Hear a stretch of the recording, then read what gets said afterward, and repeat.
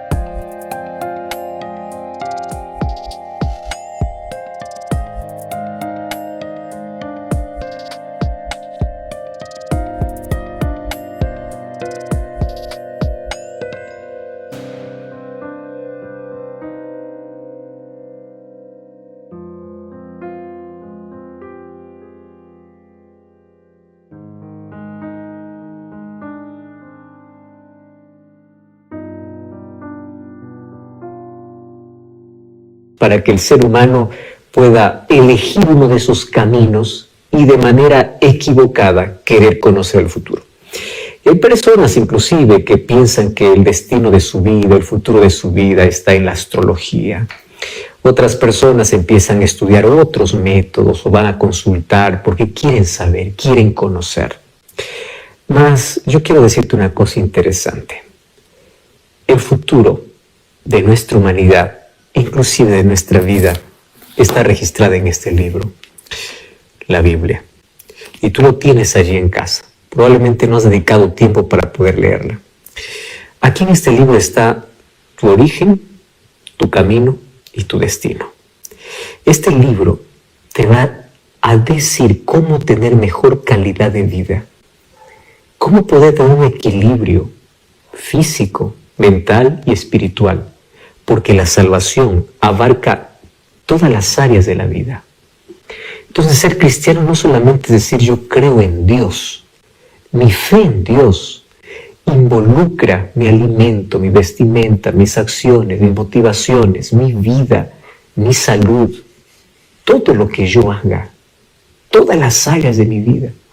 Y sabes que la Biblia puede traer a nosotros paz, esperanza, fe, salud mental, salud espiritual, salud física, porque salvación es eso. Salvación involucra todas las áreas de la vida. Y hoy queremos hablar sobre un asunto importante que tiene que ver sobre cómo podemos conocer el futuro, porque la Biblia ya revela sobre eso. Entonces, fíjate, si tú quieres conocer qué cosa viene en el futuro, no vayas a la astrología, anda a la profecía, anda a la Biblia. La palabra de Dios tiene las mayores respuestas para las preguntas de los seres humanos de todos los tiempos. Y hoy queremos hablar sobre lo que nos espera, inclusive aquello que hoy estamos viviendo. La Biblia ya lo decía. Entonces, aquella persona que tiene contacto con la Biblia no se desespera, no se angustia ante las situaciones que se está viviendo, porque sabe que la Biblia ya mencionaba todas esas cosas. Inclusive hay cosas que aún no se cumplieron, que los cristianos sabemos que se van a cumplir y cuando llegue no nos vamos a alarmar. ¿Por qué razón? Porque la Biblia es luz. La Biblia nos dice qué va a acontecer. La historia es algo que nadie puede negar, pero la historia estudia el pasado. La Biblia no te habla sobre el pasado, sobre el presente y sobre el futuro. Y es interesante, la mayor confianza que tenemos en la Biblia es que las profecías que en ella están escritas se cumplieron. Y a través de la historia podemos comprobar que la profecía en sí es un adelanto de la historia. Y la historia es la confirmación de la profecía. ¿Te has puesto a pensar cómo es esto del fin del mundo? Ya que cada cierto tiempo hay personas, medios de comunicación que dicen nuestra tierra no da para más. La vida en este planeta no tiene mucha perspectiva de aquí a muchos años. Esto va a acabar. Y algunos por allí dicen, pues bueno, el mundo va a acabar con una bomba nuclear, tercera guerra mundial, catástrofe. Y allí aparece Hollywood con diferentes películas diciendo cómo va a acabar el mundo. La Biblia me dice cómo va a ser ese final. Y ese final será glorioso para aquellos que creen y confían en Dios. ¿Estás preparado? Vamos hoy a leer Mateo capítulo 24. Y antes de poder abrir la Biblia, abrimos nuestro corazón a Dios en oración. Gracias, Señor, por tu palabra. Gracias porque ante las mayores intrigas de la vida, ante las mayores preguntas, tenemos siempre respuestas en tu palabra. Bendice a las personas que están acompañándonos en este programa, que tu palabra, al ser abierta, pueda tocar nuestro corazón. En el nombre de Jesús. Amén. Mateo capítulo 24, versículo 1 y versículo 2 dice así: Cuando Jesús salió del templo y se iba, se acercaron sus discípulos para mostrar los edificios del templo. Y respondiendo él les dijo: ¿Veis todo esto? De cierto os digo que no quedará piedra sobre piedra que no sea derribada. ¿Sabes que los discípulos, al escuchar la destrucción que iba a venir sobre el templo de Jerusalén, ellos comenzaron a caminar en silencio, pero muy tristes? No puede ser, pensaban. ¿Cómo va a ser destruido nuestro magnífico templo, que es el centro de orgullo nacional? Es lo que el pueblo más amaba. Y mientras Jesús está dirigiéndose hacia el Monte de los Olivos, nadie hablaba. Todos estaban allí en su mente reflexionando en lo que Jesús había dicho. Parecía un doloroso cortejo fúnebre, porque estaban dolidos por lo que Jesús mencionaba. Hasta que llegaron al Monte de los Olivos y ahora estaban solos. La multitud ya no estaba más con ellos. Entonces todos los discípulos ahí alrededor de él se armaron de valor y le preguntaron, versículo 3, dinos, ¿cuándo serán estas cosas? ¿Y qué señal habrá de tu venida y del fin del siglo? Dime, ¿cuál es la señal? Claro, ellos no pueden dudar de la palabra que Jesús había dicho. Así que mejor preguntaron, ¿cuándo? Cuando uno pregunta cuándo, lo que espera es fechas. Jesús tuvo compasión de ellos, como siempre tenía compasión de toda la gente que estaba confundida. Y aquí en Mateo 24 Jesús reúne dos eventos en su respuesta. En primer lugar, tendría que ver con el evento de la destrucción de Jerusalén y algunas señales que anunciarían su destrucción y señales para el tiempo del fin. Entonces hoy haremos un breve repaso, porque ya de las señales del tiempo del fin hemos visto en otro programa de Biblia Fácil, que tú puedes buscarlo allí en YouTube.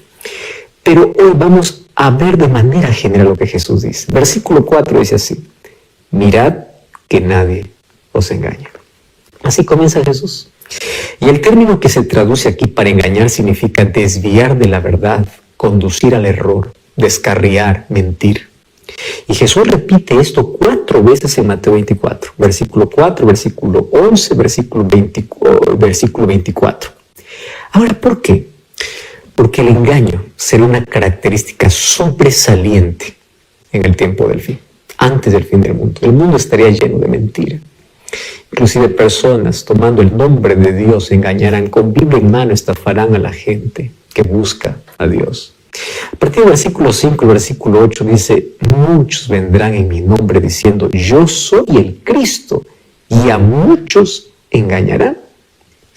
Y luego Jesús dice: pues oiréis guerras, rumores de guerra, se levantará nación contra nación, reino contra reino, habrá hambres, terremotos, pestes, pero todo esto será el principio de dolores. Si vamos al versículo 9 hasta el versículo 14, dice que los cristianos serán perseguidos, serán odiados por causa del nombre de Jesús, y muchos se apartarán de la fe. También dice que muchos falsos profetas, falsos predicadores se levantarán para poder engañar a muchos. También Jesús advierte que el mundo estaría lleno de maldad, que el amor se enfriará, pero el que persevera hasta el fin será salvo. Y el versículo 15 hasta el versículo 18 coloca la señal para huir de Jerusalén. Es una profecía solamente para antes de la destrucción de Jerusalén. Dice, cuando vean el lugar santo, la abominación desoladora del cual habló el profeta Daniel, dice el que le entienda, dice, los que están en Judea huyan a los montes, y el que esté en la azotea no descienda a casa para poder tomar nada, y el que esté en el campo no vuelva a la ciudad para poder tomar su capa.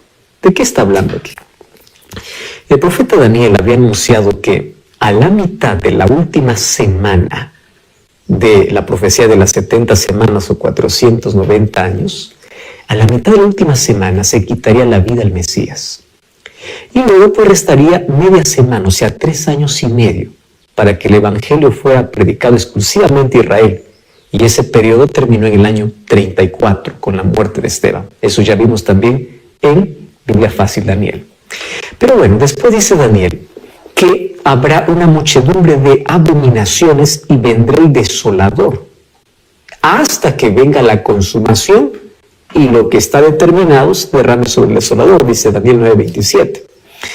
Ahora, al hablar Jesús de la abominación desoladora, se refiere justamente a esta profecía. ¿A cuál? La guerra de los romanos contra Jerusalén, que fue entre los años 66 a el año 70 después de Cristo, cuando fue destruido el templo y cuando se introdujo la abominación pagana. Por eso es que se desoló ese lugar sagrado para siempre. El primer intento romano para poder tomar a Jerusalén lo hizo el general Cestio Galio. Él sitió la ciudad en el año 66 después de Cristo. Ahora, por razones desconocidas, cuando la ciudad estaba a punto de caer, Flavio Josefo, que es un historiador judío, dice que él retiró su ejército y los soldados se retiraron.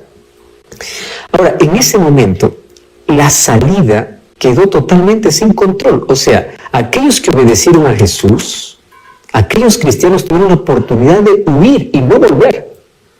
Incluso el historiador Eusebio de Cesarea informa que fueron a una ciudad llamada Pelia, que está en Perea, que está allí justamente al lado del Jordán. O sea, aquellos que sabían lo que venía salieron. Pero luego se reanudó el sitio bajo el mando del general Tito, y eso fue en la primavera del año 70 después de Cristo. Y ahí volvieron pues las atrocidades de la guerra. Había hambre, odio, rencor, traición, sufrimiento y toda suerte de desgracia humana. La verdad era el demonio con todas sus fuerzas en acción. Tú sabes que por causa del hambre muchas personas salieron de la ciudad buscando algo para comer y fueron tomados prisioneros y crucificados en la ciudad para poder atemorizar a los habitantes y forzarlos a rendirse. Y por causa del odio que sentían por ellos, sabes que los soldados romanos crucificaban a toda esa gente, porque la crucifixión para ellos era el día a día. Tanto así que tomaron a 97,000 prisioneros. Y sabes que ni siquiera habían suficientes cruces para tanta gente crucificar. O sea, fue un momento de terror. Terror, ni siquiera había lugar para colocar más cruces. Y durante el sitio, 1,000,000 de judíos murieron. En el mes de agosto, el general Tito ordenó a los soldados que no destruyeran el templo, pero fue en vano, porque el odio de los soldados romanos era demasiado grande como para poder contenerlos. Se dice que un soldado lanzó una tea encendida y eso chocó con la madera de cedro del templo y comenzó a arder instantáneamente. Y claro, allí se cumplió lo que Jesús decía: no quedará piedra sobre piedra.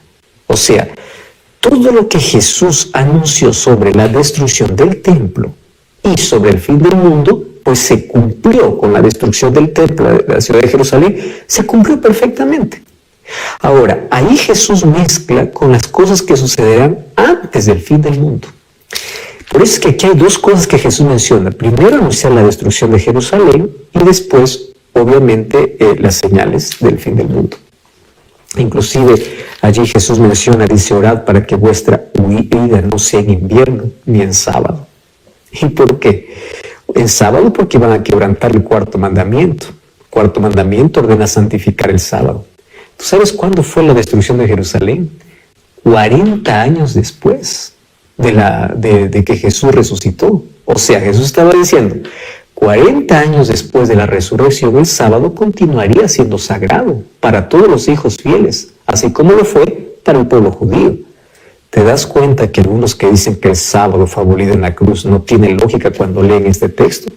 Porque aquí está hablando primero de la huida de Jerusalén, porque iba a ser destruida en el año 70, que ellos tenían que orar para que la huida no sea ni en invierno ni en sábado, pero también para el tiempo del fin está hablando, porque obviamente hay la persecución cruel y persecución dura. Aquí una vez más es una evidencia de que la ley de Dios no fue clavada en la cruz. Porque recordemos que lo que Jesús está mencionando está diciendo de las cosas que sucederán después.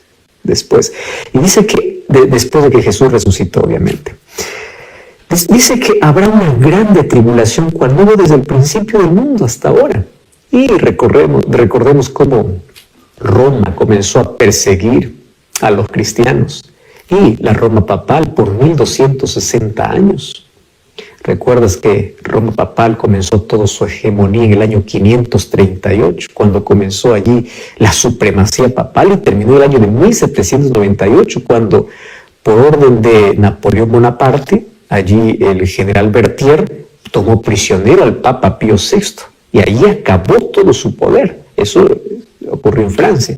Pero estaba profetizado ya en Daniel 7:8, Daniel 7:24, de ese poder que en nombre de Dios, poder religioso, perseguiría a todos aquellos que no se someten a sus dogmas y sus tradiciones. Por eso dice que por causa de los escogidos, los días serán acortados, porque la persecución obviamente ocurrió un poco antes. Y sabes que allí Jesús coloca señales astronómicas. Eso es lo que vamos a ver después, ¿correcto? Pero hasta aquí vamos a hacer un breve repaso de las señales que Jesús está mencionando. Entonces bastó una declaración de Jesús para que los discípulos queden tan intrigados y puedan decir, pues dinos cuándo va a ocurrir esto. Y Jesús no les dejó allí en la duda. Jesús comienza, en lugar de darles una fecha para ese cuándo, les dice, mirad que nadie os engañe. Había mentira desde que Satanás tomó el dominio de los seres humanos en este planeta. La mentira cada vez es mayor, porque Satanás es el padre de la mentira. El asunto aquí es que habría mentira incluso dentro del mundo religioso. Y hoy con tristeza podemos ver cómo esto aumenta. Personas en nombre de la Biblia estafan a la gente. A mí me da tanta tristeza, dolor ver personas siendo engañadas, donde dice, mira, ¿quieres una oración? Yo te voy a cobrar tanto. Donde dicen, ¿quieres bendición? Aquí hay un aceite bendito, una escoba santificada. Personas que realmente se lucran, negocian, comercializan la fe. Y dice que habrá mentira por todo lado. Entonces nosotros debemos estar fundamentados solamente en la verdad. Y ojo, aquí Jesús está hablando de manera específica señales que ocurrirían ante la destrucción de Jerusalén y en el tiempo del fin. Y fíjate, guerras, rumores de guerras. ¿Acaso eso no es una noticia del día a día? Cada vez más conflictos, no solamente entre países, hablemos de los conflictos internos, dentro de los propios países hay guerras, tenemos un país dividido, guerras entre su propia gente, guerra en el mismo hogar, rumores de guerras. No os turbéis, es necesario que todo esto acontezca, se levantará nación contra nación, reino contra reino, habrá pestes, hambres y terremotos, cada vez que parece que la naturaleza enloquece más. Cada vez encontramos más terremotos, más tsunamis que dejan en miseria, en dolor. La naturaleza grita diciendo que este mundo va a acabar, pero la gente ignora. Dice que habrá pestes. Ya viste que el año 2019, fines del año 2019, cambió la historia para nuestro planeta, porque un pequeño virus vino para destruir tanto, dejarnos sin familia, sin amigos, llenos de dolor, cada vez nuevas enfermedades, nuevas pestes. Todo esto anuncia que estamos viviendo en el fin de todo. Ahora, Jesús ya lo profetizó, habrán guerras, rumores de guerras, pestes, hambres. Será el principio de hoy con la fecha de 1798 o un poco antes, porque Jesús dice después de la tribulación de aquellos días. Y bueno, cuando vamos a los libros de historia o los registros astronómicos, existe un fenómeno llamado el día oscuro. Eso ocurrió el 19 de mayo de 1780. Precisamente la primera de las 4 señales astronómicas dice que tenía que oscurecer el sol. La segunda está relacionada con la luna y ocurrió aquella misma noche, cuando la luna salió en plenitud, pero sin alumbrar, y parecía roja como sangre. Esto lo dicen los libros de historia. La tercera señal está relacionada con las estrellas y que fue un fenómeno extraordinario ocurrido el 13 de noviembre de 1833, cuando ocurrió la mayor lluvia de estrellas fugaces de toda la historia. Y sabes que el cuarto fenómeno, cuando dice que las potencias de los cielos serán conmovidas, esto todavía está por cumplirse en el futuro. Y posiblemente esto va a ser al ocurrir la 7ª plaga, que Juan lo describe en Apocalipsis capítulo 16, versículo 18 hasta el versículo 20. Allí dice que cuando el 7º ángel derramó su copa sobre el aire, salió una gran voz del santuario que decía: está hecho, está terminado. Entonces hubo relámpagos, voces, truenos y un gran temblor en la tierra. Un terremoto tan grande cual nunca lo hubo jamás desde que los hombres existen sobre la tierra. Entonces después dice que aparecerá la venida del Hijo del Hombre. ¿Cuándo? Cuando se cumpla esta última señal. ¿Y cuándo se cumplirá? Apocalipsis dice que será cuando termine la conclusión de la 7ª plaga. Allí dice: verán al Hijo del Hombre venir en las nubes del cielo con gran poder y gloria. O sea, al sonido de la gran trompeta. En el versículo 31 dice que mandará a sus ángeles para poder reunir a los elegidos de los 4 vientos, o sea, de cada extremo de la tierra. Ahora, la señal que distingue la venida de Cristo de todas las falsificaciones es que Jesús vendrá en gloria. No vendrá de forma secreta, no vendrá por lugares, no. Porque aquí Jesús dice: vendrá en gloria con todos los ángeles. ¿Qué secreto hay aquí? Entonces se sentará, dice, en su trono de gloria, y serán reunidas delante de él todas las naciones. Jesús es claro cuando habla acerca de su venida, para no dejarnos engañar por allí falsas teorías o argumentos. A partir del versículo 32 al versículo 35 aparece la parábola de la higuera. Y Jesús dice: aprendan de la higuera. Cuando se ponen tiernas sus ramas y brotan sus hojas, ustedes saben que el verano está cerca. Así también, cuando ustedes vean todas estas cosas, dice Jesús, sepan que el tiempo está muy cerca. ¿Qué tiempo? Tiempo del fin. Por eso es que las señales del tiempo son como postes que nos indican cuánto falta para la conclusión de esta historia del mundo. A partir del versículo 36 y versículo 37 dice: pero el día y la hora nadie lo sabe, ni siquiera los ángeles en el cielo, solamente mi Padre. No tenemos que especular sobre la fecha y la venida de Jesús. Todo lo que por allí digan Jesús viene tal fecha, las profecías, no. La Biblia dice: nadie lo sabe. La determinación de la fecha está bajo el exclusivo control del Padre. Por ahí hay personas diciendo: Jesús viene en 2031, Jesús viene. Ignora, por favor, nadie lo sabe. Lo que tenemos que estar es preparados. Pero Jesús nos alerta. A partir del versículo 38 al 41 dice: como en los días de Noé, así será la venida del Hijo del Hombre. ¿Qué cosa es lo que caracterizó los días de Noé?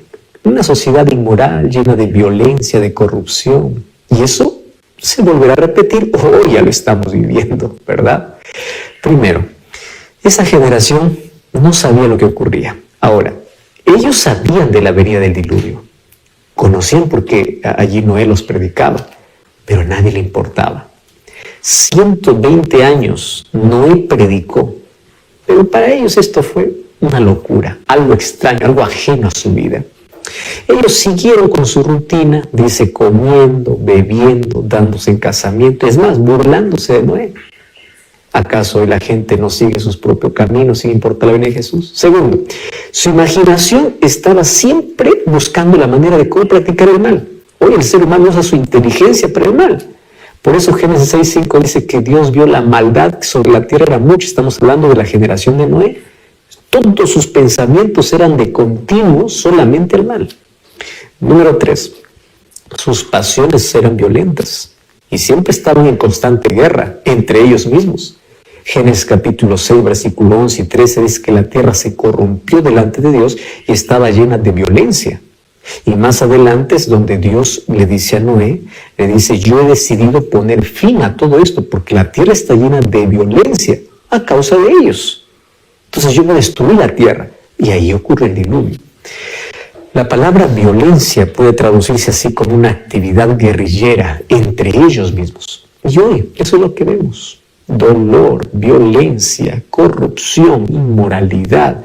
La gente está ocupada en sus cosas que descuida las cosas de Dios. La gente estaba ocupada en su rutina. Su mente estaba solamente en guerra. Su mente solamente estaba activa en el mal. ¿Y qué les importaba el diluvio? Jesús dice, así será para el tiempo del fin. Entonces, cuando vino el diluvio, recién ellos dijeron, claro, Noé tenía razón, fueron para pedir que abra la puerta, pero era demasiado tarde.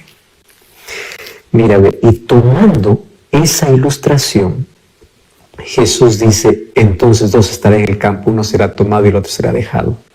¿De qué está hablando? Del diluvio. No está diciendo que Dios robará a su pueblo. Cuando vino el diluvio, uno fue tomado y el otro será dejado. Pero los que fueron tomados fueron los desobedientes. En esa ilustración está diciendo que así es la venida del Hijo del Hombre, que no todos estarán preparados. Ahora Jesús nos advierte y dice, quiero que ustedes puedan velar. Y velar significa estar despiertos. O sea, no se entreguen a la confusión de este mundo. No busquen los placeres. No sean insensibles por la rutina de la vida. No se dejen atrapar por las ambiciones de la gente. ¿Por qué? Porque ustedes saben que hay un interés mucho mayor. Ustedes aquí tienen que desarrollar un carácter.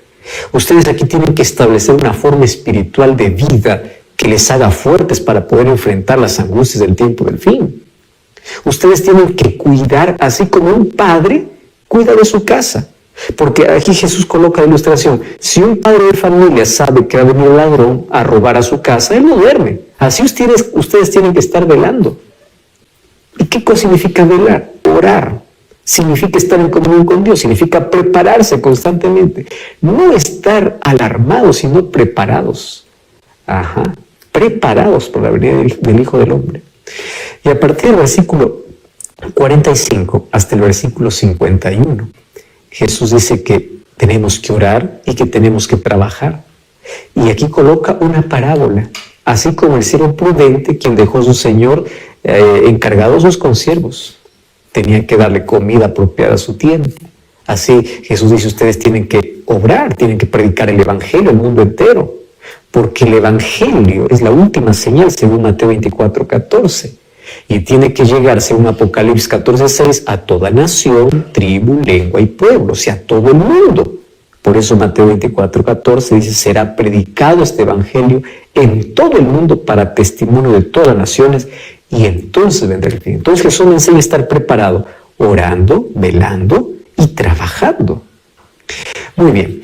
Y Jesús ahí dice, si es que el Señor lo encuentra cumpliendo su deber como siervos fieles y prudentes, pues los pondrá allí a cargo de todos los bienes. Está hablando de la eternidad.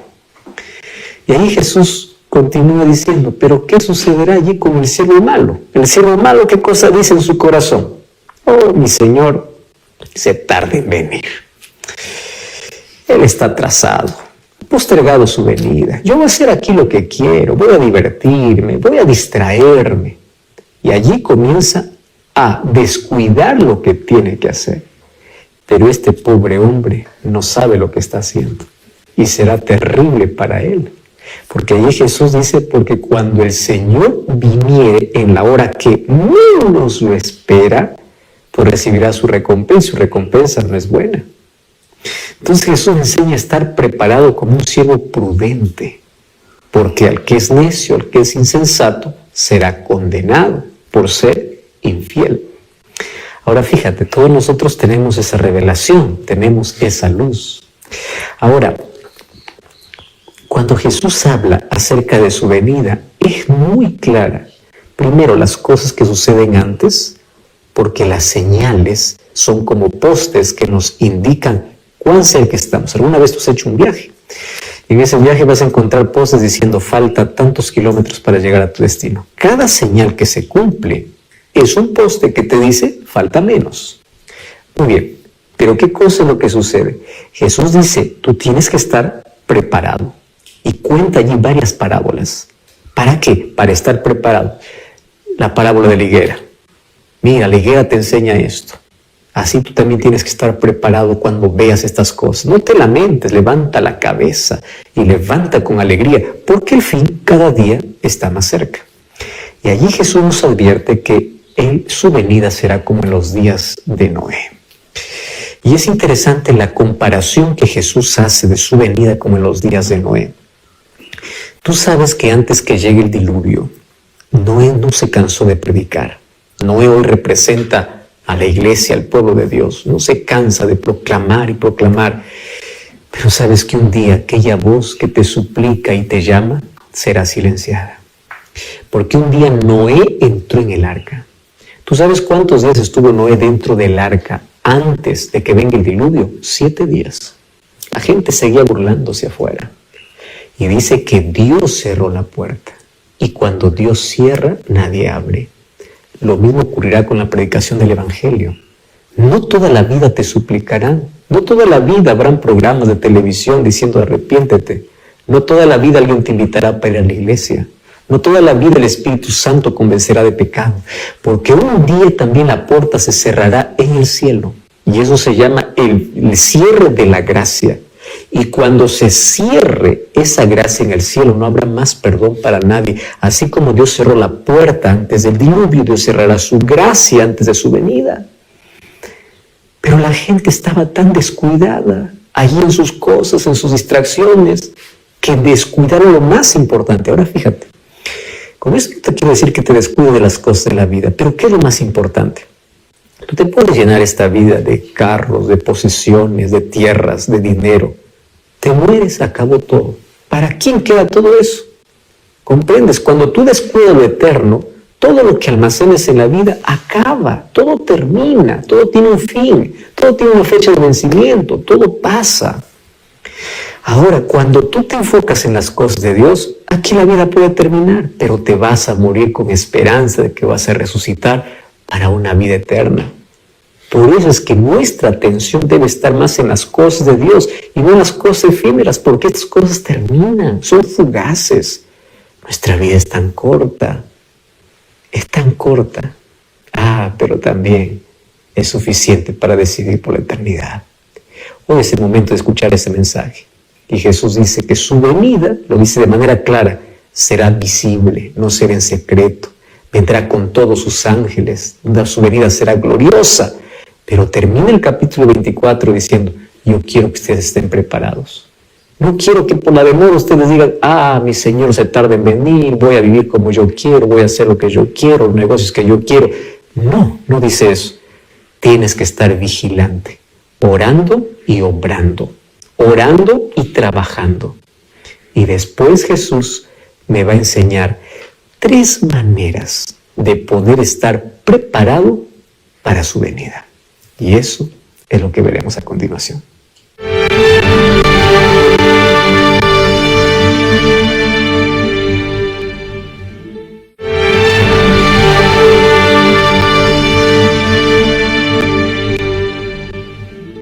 Capítulo 24 de Mateo nos habla sobre las señales de la venida de Jesús.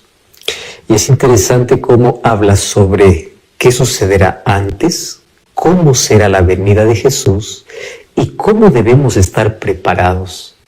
Jesús ya contó 3 parábolas aquí.